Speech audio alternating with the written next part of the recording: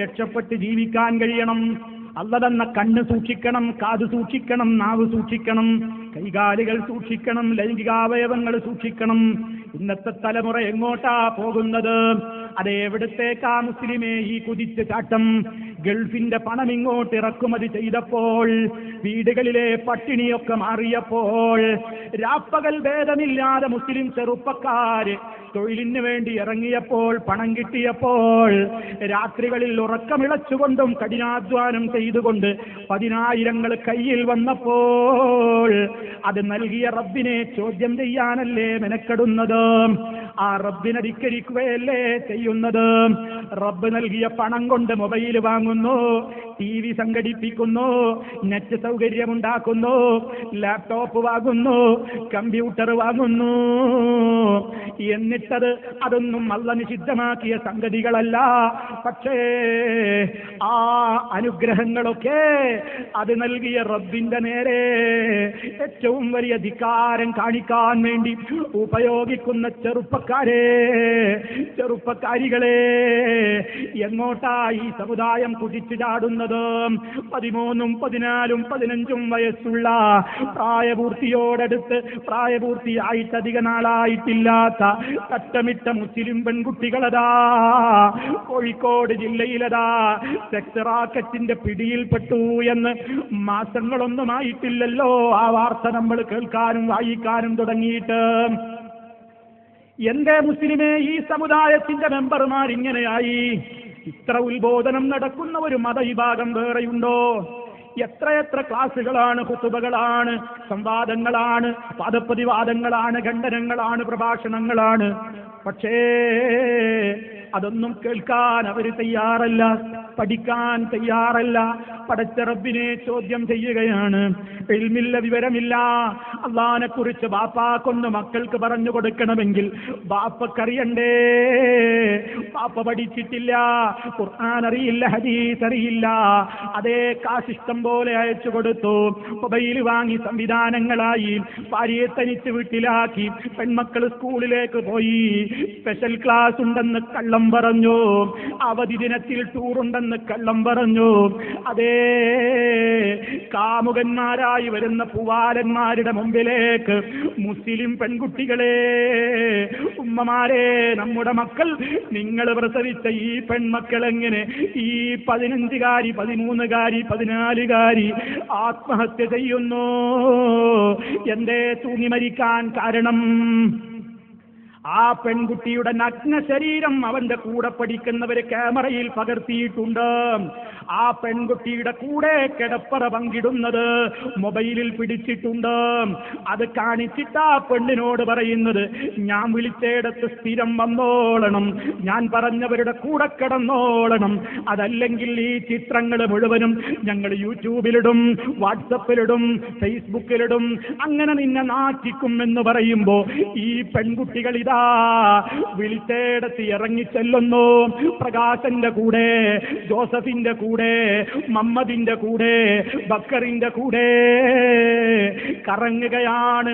Lodge മുറികളിലൂടെ, ഹോട്ടലുകളിലൂടെ, ബീച്ചുകളിലൂടെ, പാർക്കുകളിലൂടെ കറങ്ങുകയാണ്. എന്നിട്ട് അവസാനം എല്ലാം നഷ്ടപ്പെട്ട് ഒരു കയറിൽ തൂങ്ങി അല്ലെങ്കിൽ വിഷം കുടിച്ച് ആത്മഹത്യ ചെയ്യുന്നു. എന്തേ ഉമ്മമാരെ ഇങ്ങനെ ആയിപ്പോയത്? നിങ്ങൾ ചിന്തിച്ചിട്ടുണ്ടോ? എന്റെ കണ്ണിൽ നിന്ന് കണ്ണുനീര് വന്ന ഒരു ആത്മഹത്യാ കുറിപ്പുണ്ട്. ഞാൻ ഇന്നലെ ഇങ്ങോട്ട് ഷാർജയിൽ നിന്ന് ഫ്ലൈറ്റിൽ യാത്ര ചെയ്യുമ്പോ അവിടെ വായിക്കാൻ കിട്ടിയ ഒരു മാഗസിനിലതാ നമ്മുടെ കേരളത്തിലെ കോഴിക്കോട് ജില്ലയിൽ നടന്ന പെരുവണ്ണാമൊഴി എന്ന് പറയുന്ന സ്ഥലത്ത് ഒരു സ്കൂളിനെ കേന്ദ്രീകരിച്ചുകൊണ്ട് നടന്ന 13, 14, 15 ഒക്കെ പ്രായമുള്ള പെൺകുട്ടികൾ, മുസ്ലിം പെൺകുട്ടികളതാ സെക്സ് റാക്കറ്റിന്റെ പിടിയിലകപ്പെട്ട ഇളം മാംസ വിൽപ്പനക്ക് കേരളത്തിൽ മാർക്കറ്റ് കൂടുന്നു എന്ന തലക്കെട്ടോട് ഒരു വാർത്ത വായിച്ചപ്പോൾ ആത്മഹത്യ ചെയ്ത നമ്മെപ്പോലെ ലാ ഇലാഹ ഇല്ലല്ലാഹയുടെ താരാട്ട് കേട്ട് പഠിച്ച ഒരു മുസ്ലിം പെൺകുട്ടി ആത്മഹത്യയുടെ നേരത്തെ എഴുതി വച്ചിരിക്കുന്ന കുറിപ്പ് കാണണോ? എനിക്ക് വേണ്ടി ദുആ ചെയ്യണേ, മനസ്സുണ്ടായിട്ടല്ല ഞാൻ ഈ പണി ചെയ്യുന്നത്, മനസ്സുണ്ടായിട്ടല്ല. എനിക്ക് ദുആ ചെയ്യണേ, എനിക്ക് ഖബർ ശിക്ഷയില്ലാതാകാൻ നിങ്ങൾ ദുആ ചെയ്യണേ എന്ന ആത്മഹത്യാ കുറിപ്പ് പൊന്നുമോള് എഴുതി വെച്ചു.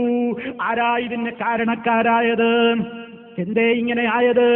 അങ്ങനെ ഒരു ആത്മഹത്യാ കുറിപ്പെഴുതാൻ എന്റെ സഹോദരന്മാരെ നിമിത്തമായത് നമ്മൾ ആലോചിച്ചു നോക്കണം. ഈ പെണ്ണിന്റെ നഗ്നമേനി എങ്ങനെ ഈ കാമുകന്റെ കയ്യിൽ കിട്ടി? ഇവള് കിടന്നു കൊടുത്തതല്ലേ?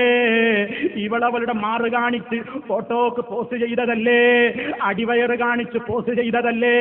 ശരീരം തുറന്നിട്ടുകൊണ്ട് അന്യ ആൺകുട്ടികൾക്ക് പോസ്റ്റ് ചെയ്തിട്ടല്ലേ ആ ഫോട്ടോ ഈ കാബാലികന്മാരുടെ കയ്യിൽ കിട്ടിയത്? വെറുതെ കിട്ടിയതല്ലല്ലോ, നിന്നുകൊടുത്തതല്ലേ നമ്മുടെ പൊന്നുമോള്, നിന്നുകൊടുത്തതല്ലേ നമ്മുടെ പൊന്നുമക്കൾ. എന്തേ ഈ കുട്ടികൾ ഇങ്ങനെയായത്? അതാ ഉമ്മമാരെ പഠിച്ചു വെച്ചോ. അള്ള പറഞ്ഞിട്ടുണ്ട്, മക്കൾക്ക് കൊടുക്കേണ്ട വിദ്യാഭ്യാസം അത് വസ്ത്രം വാങ്ങിക്കൊടുക്കുന്നത് കൊണ്ട് തീരുന്നില്ല, ഭക്ഷണം കൊണ്ട് തീരുന്നില്ല.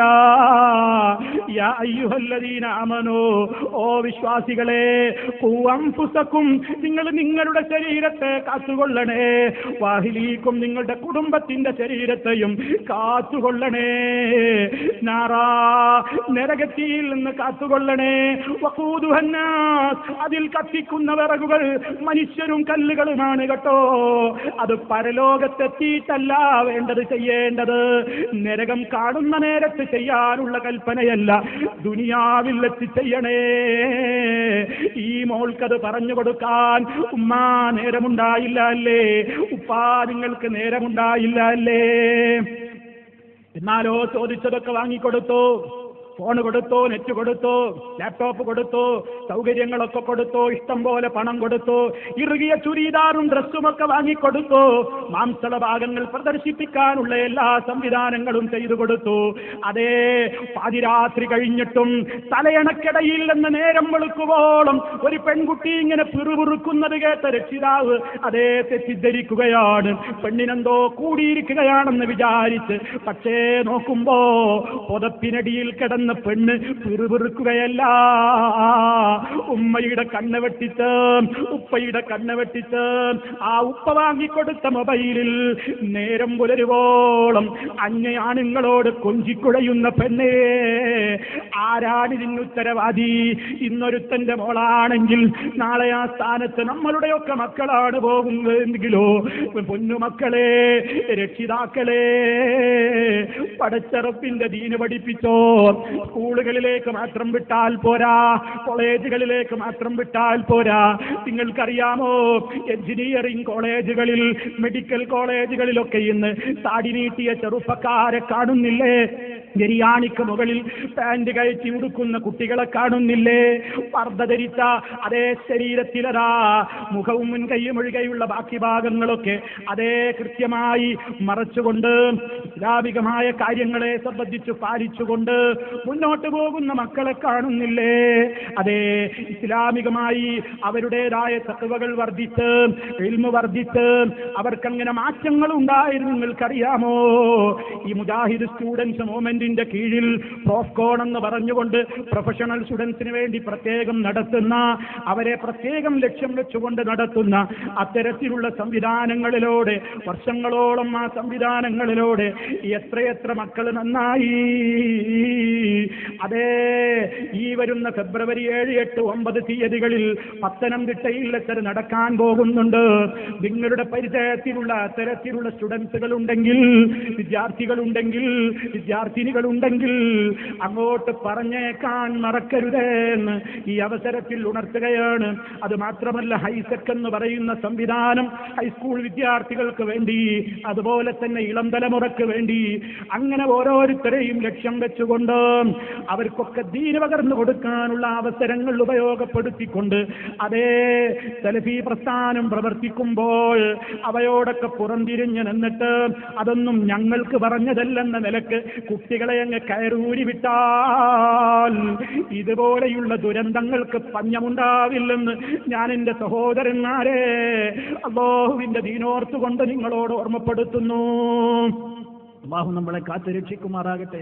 സഹോദരന്മാരെ, മരിച്ചു പോകണം എന്ന ചിന്തയില്ലല്ലോ, ആ ബോധമില്ലല്ലോ. ആരോടാ സംസാരിക്കേണ്ടത്? ഒരന്യ ആണിനോട് സംസാരിക്കുമ്പോൾ ഞാൻ എന്ത് ചെയ്യണം? ഒരാൺകുട്ടിയോടുള്ള എൻ്റെ ഇടപഴക്കത്തിന്റെ പരിധി എത്രയാണ്? അതൊക്കെ ഇസ്ലാമിലില്ലേ? ഇസ്ലാം കൃത്യമായി പറഞ്ഞിട്ടില്ലേ? അതൊക്കെ മാനിക്കാതെയല്ലേ ഈ പോകുന്നത്? അതുകൊണ്ട് അപകടങ്ങൾ വരുന്നതിന്റെ മുമ്പ് വേണ്ട രൂപത്തിലുള്ള മുൻകരുതലുകൾ സ്വീകരിച്ചോളണം.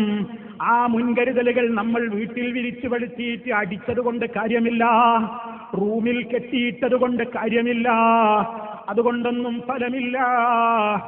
നിങ്ങൾ മരിച്ചാലും നിങ്ങൾ ഉറങ്ങിയാലും ഉറങ്ങാത്ത കണ്ണുണ്ടെനിക്ക്, കാണുന്ന കണ്ണുണ്ടെനിക്ക്, മരിക്കാത്ത കണ്ണുകളുണ്ടെനിക്ക് എന്ന് പേടിക്കുന്ന അല്ലാഹു ലാ ഇലാഹ ഇല്ലാ ഹുവൽ ഹയ്യുൽ ഖയ്യൂം ലാ തഅഖുദുഹു സിനത്തും വലാ നൗം.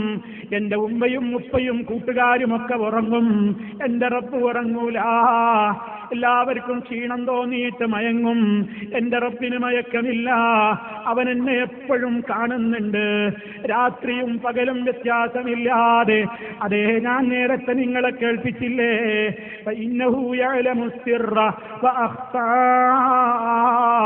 സർവ്വനിഗൂഢമായ കാര്യങ്ങളും രഹസ്യങ്ങളും ഒരുപോലെ റബ്ബറിയുന്നുണ്ടെന്ന ബോധം ഏത് മക്കൾക്ക് വരുന്നുവോ, ഏത് മുസ്ലിമിന് വരുന്നുവോ, ഏത് മനുഷ്യന് വരുന്നുവോ, അതാണവൻ നന്നാകാനുള്ള ഏകമാർഗം. അല്ലാത്തത് കൊണ്ടൊന്നും കാര്യമില്ല, പേടിപ്പിച്ചിട്ടൊന്നും കാര്യമില്ല, അടിച്ചിട്ടൊന്നും കാര്യമില്ല, വീട്ടിൽ തടങ്കലിൽ വെച്ചിട്ടൊന്നും കാര്യമില്ല. കൊണ്ടുപോകാനൊക്കെയുള്ള സംവിധാനങ്ങൾ ഇന്ന് രാജ്യത്തെമ്പാടുമുണ്ട്, കാവൽ കൊടുക്കുന്ന, പ്രൊട്ടക്ഷൻ കൊടുക്കുന്ന നിയമങ്ങളുമുണ്ട്. അതുകൊണ്ടൊന്നും പ്രയോജനമില്ല. അള്ളാഹിനെ കുറിച്ച് പഠിപ്പിക്കണം, പരലോകത്തെക്കുറിച്ച് പഠിപ്പിക്കണം. ആ ബോധം നമ്മുടെ സമൂഹത്തിൽ ഉണ്ടാകണം. അങ്ങനെ അശ്ലീലതകളിൽ നിന്നും തോന്നിവാസങ്ങളിൽ നിന്നും മുക്തമായ ഒരു വീടാകണം. ഈ വീട്ടിലാണ് ഉമ്മ ചോറ് കൊടുക്കുമ്പോ കുട്ടി ചോറ് തിന്നാൻ വേണ്ടി സിനിമയിട്ടിട്ട് ഉമ്മ കാണുകയല്ലേ. അതേ, കുട്ടിക്ക് ഭക്ഷണം കൊടുക്കുമ്പോ കുട്ടി നല്ലോണം ഭക്ഷണം കഴിക്കുന്നുണ്ട്. എന്താ, TV തുറന്നു വെച്ചാ മോള് നല്ലോണം ഭക്ഷണം കഴിക്കുന്നുണ്ട്. ഇളം പ്രായത്തിലെ കുട്ടി കാണുന്നത് ഉമ്മയെപ്പോലെയുള്ള മറ്റൊരു ഉമ്മ.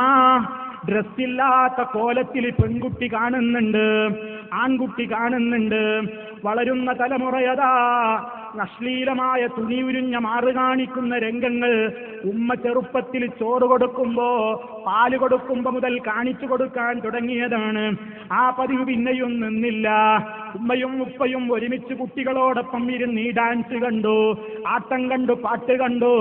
അതേ, സ്വകാര്യ നിമിഷത്തിൽ മാത്രം പങ്കിടുന്ന കാര്യങ്ങൾ പോലും ഇളം തലമുറയിലെ മക്കളതാ വാട്സപ്പിലൂടെ, മെസ്സേജുകളിലൂടെ പരത്തുകയാണ്. സ്കൂളുകളിൽ അത് ചൂടപ്പം പോലെ വിറ്റഴിയുകയാണ്. അധ്യാപകൻ ക്ലാസ് എടുക്കുമ്പോൾ ഡെസ്കിന്റെ അടിയിൽ വെച്ച് സ്വകാര്യമായി രംഗങ്ങൾ കാണുകയാണ്. ചോക്കെടുക്കാൻ അധ്യാപിക ടീച്ചർ കുനിഞ്ഞാൽ പോലും ഫോട്ടോ എടുത്ത് യൂട്യൂബിലിടുകയാണ്. എന്തൊരു ലോകമാണ് സഹോദരാ, എന്തൊരു ലോകമാണ് സഹോദരി. എത്ര നശിച്ചുപോയി. മദ്യത്തിനടിമകളാവുകയാണ്, മയക്കുമരുന്നിനടിമകളാവുകയാണ്, എല്ലാത്തിൻ്റെയും വക്താക്കളായി മാറുകയാണ്. ഇതിൽ നിന്നെല്ലാം ഇഷ്ടം പോലെ പൈസയും കിട്ടുകയാണ്. എല്ലാ നല്ല ജീവിതവും വാഗ്ദാനം ചെയ്തുകൊണ്ടാ പലരും പോകുന്നത്. പല ടെലിഫോൺ കമ്പനിക്കാരും രാത്രി 12 മണി മുതൽ രാവിലെ 5 മണി വരെ കോൾ ഫ്രീ ആക്കിയിരിക്കുകയാണ്. ആർക്ക് വേണ്ടിയായി ഫോൺ കോൾ ക്ലീനാക്കി ഈ സൗജന്യം വെച്ചിരിക്കുന്നത്? ഹറാമ് ചെയ്യാനല്ലേ, അതിനു വേണ്ടിയല്ലേ, അതിലല്ലേ ആളുകൾ കുടുങ്ങിപ്പോകുന്നത്. അതുകൊണ്ടൊരു കണ്ണ് വേണം, നല്ലവരായിരം കണ്ണ് വേണം, തഖ്വയുടെ കണ്ണ് വേണം. നെറ്റും ലാപ്ടോപ്പും ഒക്കെ തുറക്കുമ്പോ ഈമാനാകുന്ന പാസ്വേഡ് ഇല്ലാതെ ബിസ്മി ചൊല്ലി തുറക്കാൻ പറ്റാത്ത ഒരു സൈറ്റിലേക്കും ഞാൻ പോകില്ല. അത് ഉപയോഗിക്കുന്ന എല്ലാവരും, പ്രായമുള്ളവരും അല്ലാത്തവരുമൊക്കെ ആ ഒരു തീരുമാനമെടുത്തിട്ടില്ലെങ്കിൽ അപകടമാണ്. അങ്ങനെ എല്ലാ നിലക്കും കണ്ണിനെയും കാതിനെയും നാവിനെയും ലൈംഗികാവയവത്തെയും കാത്തു സൂക്ഷിച്ച് അല്ലാഹു പറഞ്ഞ വിശ്വാസങ്ങളിൽ വിശ്വസിച്ച് അവിടുന്ന് നിർബന്ധമായി ചെയ്യാൻ പറഞ്ഞതൊക്കെ ചെയ്ത് ഹറാമുകളിൽ നിന്നെല്ലാം വിട്ടുനിന്ന് സുന്നത്തുകളൊക്കെ കഴിയുന്നത്ര വർദ്ധിപ്പിച്ച് അല്ലാഹുവിലേക്ക് അടുത്താൽ അവരാണ് വലിയുകൾ. അവർക്കാണ് പേടിയില്ല, സങ്കടമില്ല എന്നൊക്കെ അല്ലാഹു പറയുന്നു. ആ പദവിയിലേക്ക് നമ്മൾ ഉണരുകയാണ് സഹോദരന്മാരെ വേണ്ടത്. ആ മാർഗത്തിലേക്ക് പോവുകയാണ് നമ്മൾ വേണ്ടത്. അതാണ് ശരിക്കുള്ള വിലായത്ത്, അല്ലാഹുവിലേക്ക് അടുപ്പം കിട്ടാനുള്ള മാർഗം. അത് നമ്മുടെ വീടുകളിൽ ഉണ്ടാകണം. വീടുകളിൽ ഖുർആനോത്തുണ്ടാവണം. പണ്ടൊക്കെ ഖുർആനോദാഞ്ഞാൽ ചോറ് കൊടുക്കാത്ത വീടുകളുണ്ടായിരുന്നു. കൂട്ടത്തിൽ അന്ന് മാലയും മൗലിദും ചൊല്ലിയാലല്ലാതെ ചോറ് കൊടുക്കാത്തവരുമുണ്ടായിരുന്നു. പക്ഷേ മാലയും മൗലീദും അത് ശിർക്കാണെന്നോ തെറ്റാണെന്നോ അറിയാത്തവരെ കാലം, അതൊന്നും തെറ്റില്ലെന്ന് വിശ്വസിച്ചവരെ കാലം, തെറ്റാണെന്ന് അറിഞ്ഞുകൊണ്ട് തന്നെ ഇപ്പോഴും അത് ചെയ്യുന്നവരുമുണ്ട്. പക്ഷേ മുസ്ലിമേ, അതൊന്നുമല്ലല്ലോ നമ്മുടെ വീടിന്റെ സുരക്ഷിതത്വം. ഈ വീട്ടിൽ ഖുർആൻ ഓതിക്കോ. ഖുർആനിന്റെ ശബ്ദം കേൾക്കാത്ത ഒരു ദിവസം നിന്റെ വീട്ടിൽ കഴിഞ്ഞു പോകല്ല, നിന്റെ കൽബിൽ കഴിഞ്ഞു പോകല്ല. ഖുർആനിന്റെ ശബ്ദം ഇങ്ങനെ കേൾക്കണം. അതേ, നീ ഖുർആൻ ഓതുമ്പോ വീട്ടിൽ സമാധാനമാണ്. അവിടെയുള്ള അംഗങ്ങൾക്കിടയിൽ സ്നേഹം കൂടുകയാണ്. ഭാര്യയും ഭർത്താവും തമ്മിലതാ അകലം കുറയുകയാണ്, അടുപ്പം കൂടുകയാണ്. അതുപോലെ തന്നെ മാതാപിതാക്കളും മക്കളും തമ്മിൽ സ്നേഹമുണ്ട്. ഉമ്മാക്ക് വേണ്ടി പ്രാർത്ഥിക്കുന്ന മക്കൾ വേണ്ടേ? ഖബറിന്റെ അടുക്കൽ വന്നുകൊണ്ടും അല്ലാതെയുമൊക്കെ എന്റെ ഉമ്മാക്ക് പൊറുക്കണേ, എന്റെ ഉപ്പയോട് പൊറുക്കണേ അല്ലാ. നമ്മൾ മരിച്ചു കഴിഞ്ഞാൽ നമ്മുടെ ഖബറിന്റെ സമീപത്ത് വന്നുകൊണ്ടോ അവരുടെ നിസ്കാര ശേഷമോ അല്ലാതെയോ ഒക്കെ റബ്ബിർഹംഹുമാ കമാ റബ്ബയാനി സഗീറാ റബ്ബിഗ്ഫിർലി വലിവാലിദയ്യ, റബ്ബേ എന്റെ ബാപ്പയുടെ ഖബർ, എന്റെ ഉമ്മയുടെ ഖബർ വിശാലമാക്കണേ, പ്രകാശം ചൊരിയണേ എന്ന് തേടുന്ന മക്കൾ വേണ്ടേ?